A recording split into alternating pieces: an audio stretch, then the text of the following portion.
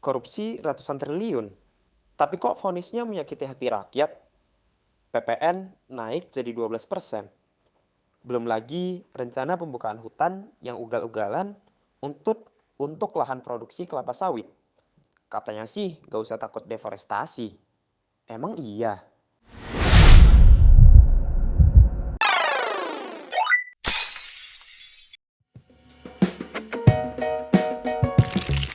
Assalamualaikum. Waalaikumsalam. Assalamualaikum Mas. Waalaikumsalam Mas. Sehat Mas Ai? Wah, alhamdulillah nih Gimana kabarnya sehat Mas nih. Tasir? Baik, alhamdulillah. Mas Salman gimana? Alhamdulillah baik. Alhamdulillah. Ya, alhamdulillah. Tadi dari luar saya lihat lagi baca sesuatu gitu Mas. Baca apa Mas? Iya, lagi baca berita negara kita. Wih, Berita apa itu Mas? seru banget tuh. Iya, jadi ini nih. Ada info menarik nih, Mas Ai dan juga Mas Salman. Oh, apa itu Mas? Jadi kita kan sebagai anak muda ya, sebagai mahasiswa, kita tuh harus ikut turut andil nih mengawal kondisi-kondisi terkini di negara kita. Betul. Tapi sebelumnya, sekarang ini kan udah 3 bulan ya Kabinet Merah Putih menjabat. Sudah kurang lebih 3 bulan Pak Prabowo jadi Presiden Republik Cepet juga Indonesia. Nah, jadi udah 3 bulan kan mirip-mirip kayak kita ya. Udah 3 bulan tuh biasanya ada UTS tuh, Wih. ya, ada ujian tengah Ujian semester. semester nih. Nah, jadi ini udah waktunya UTS juga nih. Jadi udah waktunya UTS semester 1 Kabinet Merah Putih. Berapa sih nilainya? Nah, kita lanjut nih. Sebelumnya terima kasih Mas Sai dan juga Mas Salman udah hadir di ruangan ini. Jadi ruangan ini itu adalah ruangan ujiannya para pejabat dari mata anak muda. Siap. Jadi Mas Sai dari Visipol ya Mas ya? Iya, dari Mas Visipol. Salman dari FEB. FEB. Ya, Visipol UGM, FEB UGM ya. Betul. Nah, belakangan ini kan ada banyak hal yang trending gitu di masyarakat. Kalau dari yang aku lihat ya di berita tadi, ada 3 tuh yang trending gitu. Jadi pertama, mulai dari kasus korupsi. Dari seorang Harvey Moise gitu, yang dia korupsinya itu 271 triliun, tapi hanya divonis 6,5 tahun penjara. Nah, itu kan cuma bentar banget ya untuk nilai korupsi sekian itu. Kurang lama Terus, iya kurang lama kan. Nanti kita bahas ya. Terus juga ada kenaikan PPN yang awalnya 11%, terus naik jadi 12%. Sama baru-baru ini banget nih ya, ada pernyataan dari Presiden kita, Pak Prabowo Subianto, soal pembukaan lahan hutan baru nih. Jadi hutan hujan tropis akan dibabat, terus nanti untuk digunakan sebagai lahan kelapa sawit. Oke. Gitu. Nah, kalau kata Pak Presiden, kita tuh nggak usah takut akan deforestasi. Karena katanya sama-sama hutan, sama-sama pohon, sama-sama punya daunnya, sama-sama menghasilkan karbon dioksida gitu. Padahal kan sebenarnya beda ya. Beda. Beda dong. Nah, jadi itu yang akan kita bahas tuh di UTS kali ini. Nah, jadi ketiga soal itu, tadi pertama soal koruptor, kedua soal pajak, dan juga ketiga soal lingkungan, perihal deforestasi tadi. Nah, kita akan bahas itu, 3 isu itu, kemudian nanti di akhir kita akan beri nilai nih. Betul. Berapa sih nilai UTS untuk Kabinet Merah Putih di bawah kepemimpinan Pak Prabowo Subianto? Dapat nilai berapa nih? Apakah bagus atau enggak? Nanti kita buat parameter penilaiannya ya. Nah, langsung aja nih, Mas Salman dan juga Mas Sai. Kita mulai ya, Oke. kita bahas isu-isunya ya. Boleh Mas? Soal isu yang pertama nih. Yang paling fresh, paling baru kemarin, beberapa hari lalu disampaikan oleh Pak Presiden kita, Pak Prabowo. Bahwa kita akan buka lahan lebih banyak lagi untuk nanam kelapa sawit. Kita mau ningkatin lagi jumlah kelapa sawitnya. Yang menarik adalah beliau bilang kita nggak usah takut soal deforestasi. Nah, gimana tuh perihal yang disampaikan Pak Prabowo ini dari kacamata Mas Salman sebagai anak FEB dan juga Mas Sai sebagai anak Visipol. Mungkin dimulai dari Mas Salman kali ya. Oh, siap. Ya, terima kasih banyak Mas Tasir. Ini sebenarnya cukup menarik ya. Dan ini isunya belum banyak diangkat di mana-mana gitu. Karena mungkin ya tidak sepopulis isu-isu seperti pajak dan sebagainya gitu Iya. ya. Kalau misal dari sudut pandang saya sendiri gitu. Menurut saya memang kelapa sawit sebagai sumber daya alam ini memang apa ya, suatu kekayaan dimiliki oleh negara gitu ya. Dan memang kalau misalnya kita mengacu pada undang-undang sendiri ya, memang negara ini diberikan suatu ya kebebasan untuk mengelola sumber daya alam untuk kesejahteraan masyarakat. Ya memang negara sudah melakukan yang pertama ini. Betul. Tapi kesejahteraan masyarakatnya di mana gitu. Nah, iya. itu kan jadi suatu pertanyaan bagi kita semua gitu. Kesejahteraan masyarakat yang mana? Betul. Buat kami ini, Iya. mahasiswa-mahasiswa ini, apakah buat masyarakat yang di atas gitu, Iya, yang ada betul. di kabinet atau apa, Iya. gitu kan kita nggak tahu. Nah, itu jadi pertanyaan kita semua gitu ya. Terus buat apa gitu? Urgensinya itu apa gitu Mas? Kita memperluas kelapa sawit, gitu. Tapi tidak ada dampaknya buat masyarakat itu sendiri Iya, gitu. iya. Apalagi kita udah nomor pertama loh di dunia. penghasil top kelapa sawit. udah top global loh. Iya, Mas, udah top kita. global tuh. Gitu. Ini buat masyarakat Indonesia apa masyarakat asing gitu. Nah, itu kan jadi pertanyaan gitu loh, Mas. Gitu. Jadi sebenarnya itu jadi pertanyaan buat saya gitu loh. Mungkin buat teman-teman buat masyarakat semua itu juga jadi pertanyaan Iya. gitu. Jadi kalau dari saya sebenarnya lebih apa itu sebagai pertanyaan jadi kebingungan buat saya gitu. Oke. Kalau dari Mas Sai gimana, Mas? Wah, Soal ini menjawab dari sudut pandang mahasiswa Visipol ya. siap. Kalau di Visipol sendiri kan kita juga mengkaji tentang sumber daya alam itu sebagai politik energi. Politik Nah, energi. di situ kan kita juga harus perlu kaji lagi. Kenapa urgensi apa? Kenapa menanam kelapa sawit? Kenapa nggak kelapa gading, nggak kelapa yang lain? Kan banyak. Nah, itu dia. Mungkin karena ada kepentingan tertentu dari pihak-pihak yang ingin manfaatkan hal tersebut, atau mungkin emang buat ngasih makan yang di atas aja nih, jangan. Nah, Iya. jangan-jangan itu sih. Nah, tapi ada juga nih dampak-dampak dari penanaman kelapa sawit ini. Kan kelapa sawit ini juga bisa merusak ekosistem yang ada di sana ya. Apalagi di sana kan banyak hewan-hewan kayak orangutan, ada orang-orang juga kayak terganggu dengan keberadaan kebun kelapa sawit tersebut. Nah, itu harus diperhatikan karena dibanding manfaatnya, dampak buruknya ternyata lebih banyak nih.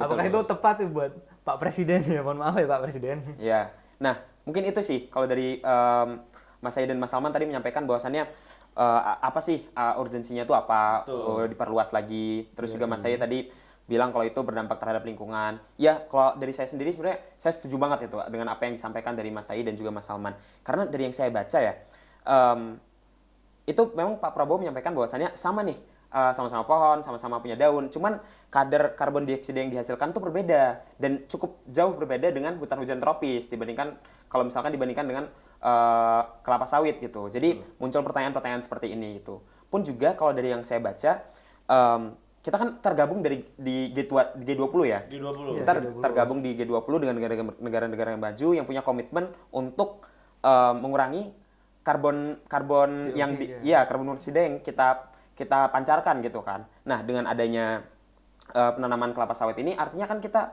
tidak mendukung itu kan, justru menolaknya ya. Iya Betul. nih. Jadi menurut Mas Sai dan Mas Salman gimana nih soal kebijakan yang akan Pak Prabowo lakukan itu? Apakah oke-oke aja atau enggak sebenarnya? Harus kita tolak atau ya monggo dari Mas Sai dulu. Boleh. Wah, mungkin kalau dikaji lagi ya, itu kan mungkin cukup kontradiktif kan terhadap kajian-kajian yang sudah dilakukan. Bahkan untuk G20 sendiri kan di situ sebenarnya memperparah kondisi iklim kita juga. Karena di situ harusnya kita memilih tanaman yang bisa lebih baik dalam mengatasi tadi karbon-karbon yang ada di udara seperti karbon monoksida yang sebenarnya bisa diatasi dengan tanaman lain. Kenapa nih harus kelapa sawit nih? Betul. Yang kalau menurut penelitian kelapa sawit itu sebenarnya nggak terlalu banyak menyerap karbon monoksida, justru malah lebih sedikit dari tanaman-tanaman lain. Betul, Nah, betul, itu dia. betul. Ya, berarti perlu kita seharusnya harus dikaji ulang ya kebijakan ini ya. Kalau dari Mas Sai, kalau dari Mas Salman gimana? Iya, sebenarnya ini cukup unik ya. Maksudnya apa komitmen yang udah diberikan di G20 tapi kenyataannya berbalik gitu. Maksudnya kan kayak suka balik-balik gitu. Iya.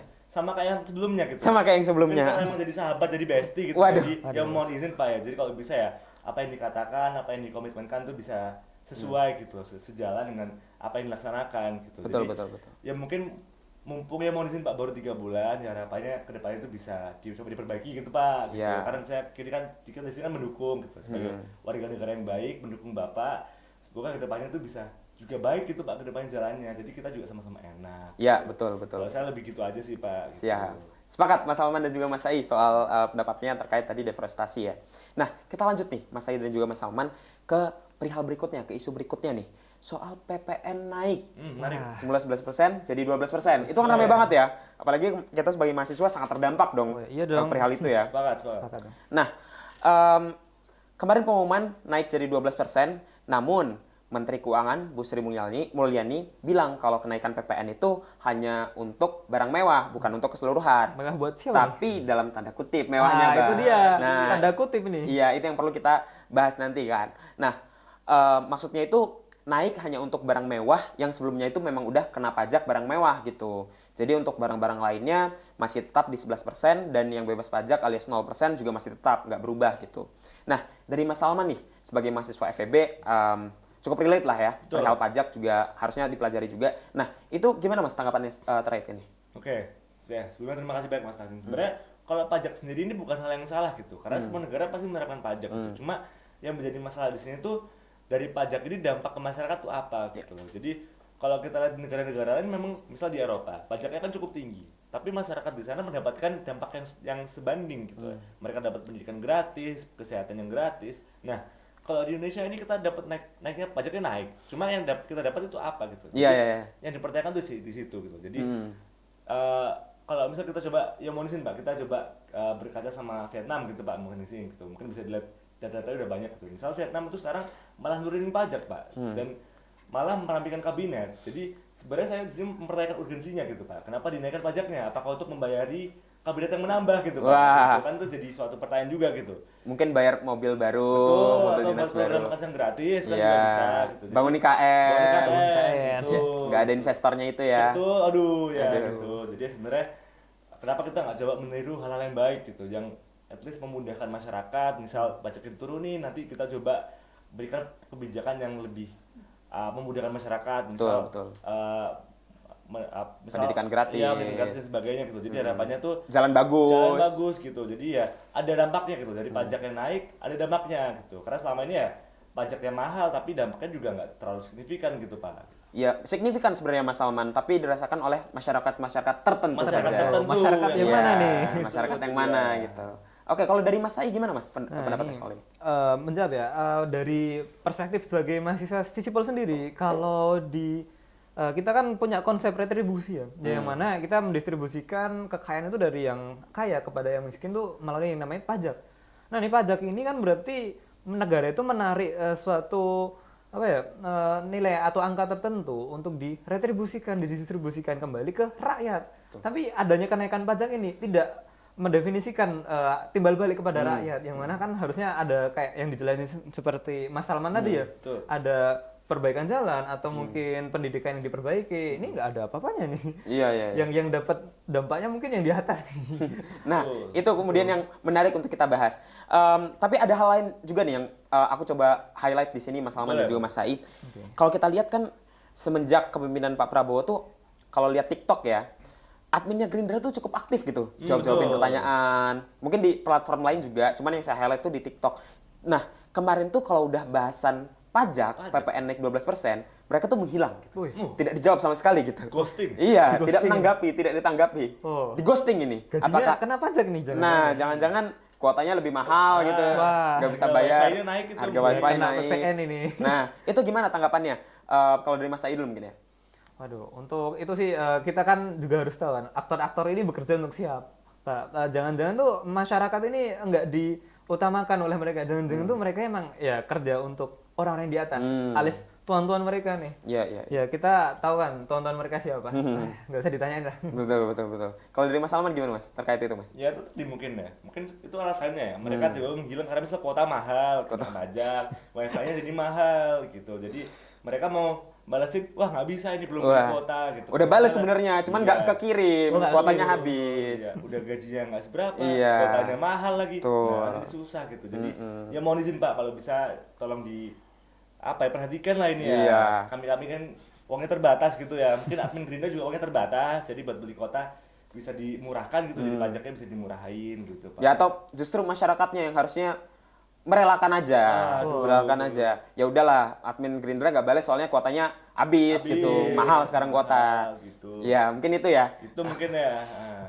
Oke.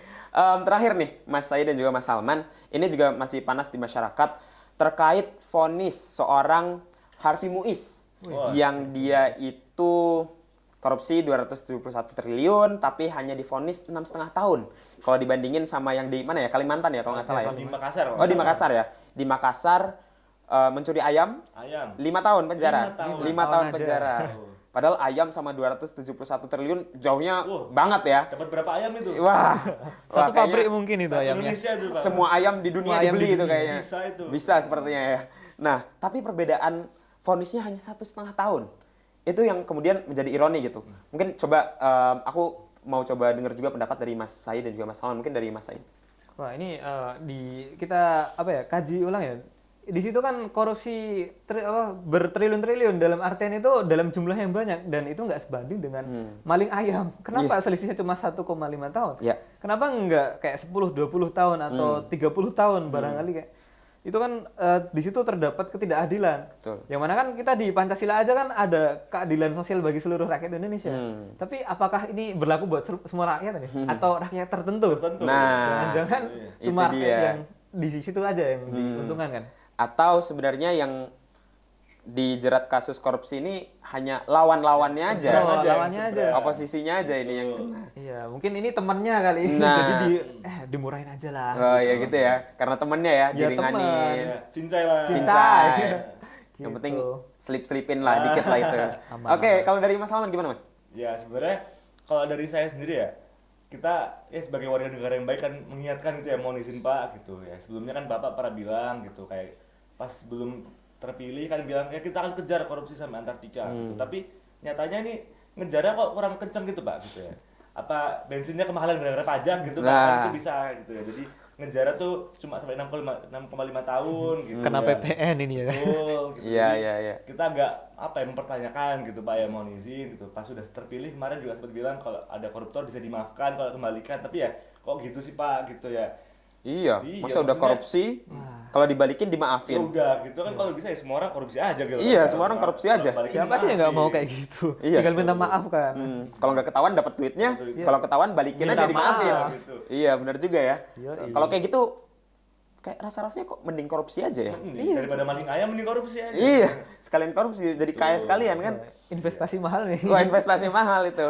Ngerelain umur sekian tahun, tapi jadi kaya banget setelah itu. Kaya raya. Nggak masalah ya.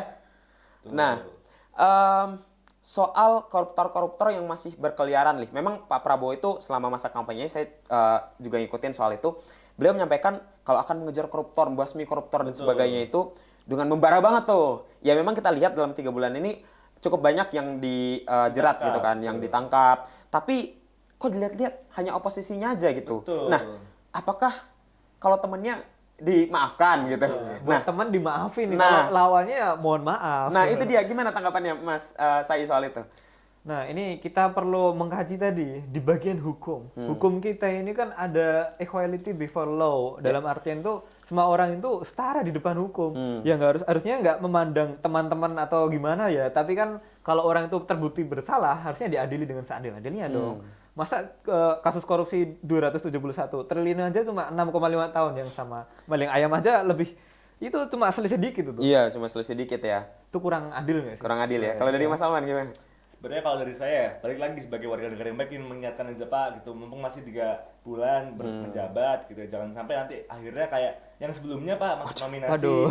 kok terkorup gitu kan, Terkorup. jangan sampai gitu Pak, mumpung waktunya masih panjang jadi ada waktu untuk berbenah gitu Iya, Pak, jadi ya, jangan sampai akhirnya kayak teman Bapak yang sebelumnya gitu kan teman Presiden baik, gitu. itu Iya. ya Presiden Konoha ya, Pak. Presiden Konoha gitu jangan sampai gitu ya Pak. Gitu. Tapi keren juga sih, masuk top global. Top Oh iya, top global Iya. lagi nih. Top global. Jago ya emang kita. Iya. Tapi versi korban juga nggak baik gitu ya, Iya. kurang enak gitu ya. Gitu. Iya, oke. Makasih Mas Sai dan juga Mas Salman atas responnya. Jadi tadi kan kita sudah menilai nih, sudah bahas, sudah diskusi soal 3 isu yang selama 3 bulan ini cukup trending gitu ya di Indonesia, di masa kepemimpinan Kabinet Merah Putih juga. Kita coba nilai nih, sesuai yang Boleh, tadi boleh. kita sampaikan, kita coba nilai. Sebenarnya selama 3 bulan ini, berapa sih nilai UTS-nya ya kita sebut ya? Raportnya berarti Raportnya ya? berapa nih untuk nilai UTS-nya dari Kabinet Merah Putih selama 3 bulan ini? Dari Mas Sai. Waduh. Nih, kalau dinilai nih berarti ini cosplay jadi dosen dulu nih. Iya, iya, iya. Jadi Boleh. jadi gini Mas Sai, kita coba nilai itu dari skala mungkin ya. Kita pakai skala IPK boleh. IPK. 4 paling bagus gitu kan. Atau pakai 1 sampai 10 juga boleh. Oh, gitu. Atau ABCDE juga boleh. Gitu. Monggo, monggo. Wah, ini kalau dinilai pakai IPK kayaknya 2,3 nih. 2,3. Aduh. Aduh. Aduh. Kayak Iya. IPK siapa itu? Kayak IPK Oh, udah. Lanjut, Ya, itu lanjut, aja. jangan temannya dibahas. yang tadi kan. Temennya, Kita iya, nilai iya. aja. Jadi kalau dinilai pakai IPK nih, kayak ini masih di angka ini C ya? C ya? Ini ngulang ini. Ngulang ya? Oh, tapi kayaknya C agak kurang menantang nih. Kurang menantang. Mungkin D nih. D ya? Iya, karena D. ini di bawah KKM ini. Di bawah KKM belum ya? dapat. Belum dapat Nah, KKM dapet ya? nih. Artinya harus ngulang ya? Ya, kalau diminta rating ya 1 sampai 10, 4 lah. 4 ya? per 10.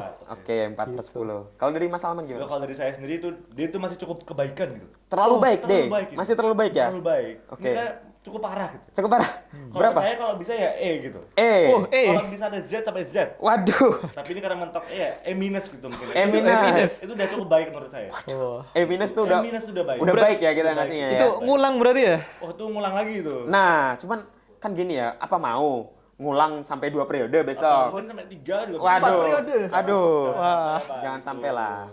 Ya mungkin pesan-pesan dari kita karena tadi nilainya kalau dari teman-teman di sini menyampaikan ada yang D, ada yang E. Mungkin Kabinet Merah Putih di bawah kepemimpinan Prabowo harusnya berbenah lah Pak. Coba dievaluasi lah. Jangan sampai nanti nilai UASnya juga ikutan D sama E Betul. gitu. Kalau bisa A atau paling buruk B lah ya. Ya, gitu. Paling buruk B. Minimal lah. Iya gitu. Ya, terima kasih Mas saya dan juga Mas Salman atas waktu yang telah diluangkan dan juga sudah hadir di ruang ujiannya para pejabat di mata anak muda ini. Sudah memberikan juga nilai UTS untuk Kabinet Merah Putih di semester 1 ini. Terima kasih itu atas juga penilaiannya yang walaupun jelek kita harapkan ke depannya bisa lebih baik ya. lebih Untuk baik lebih lagi. Kita dukung lah, kita dukung. Selalu support. Kita motivasi terus. Kita motivasi terus. Kita ingatkan kalau belok-belok dikit. Betul, itu tugasnya kita kan. Ya, terima kasih Mas Said dan Mas Salman. Kawan-kawan kaum muda, sampai jumpa di ujian berikutnya.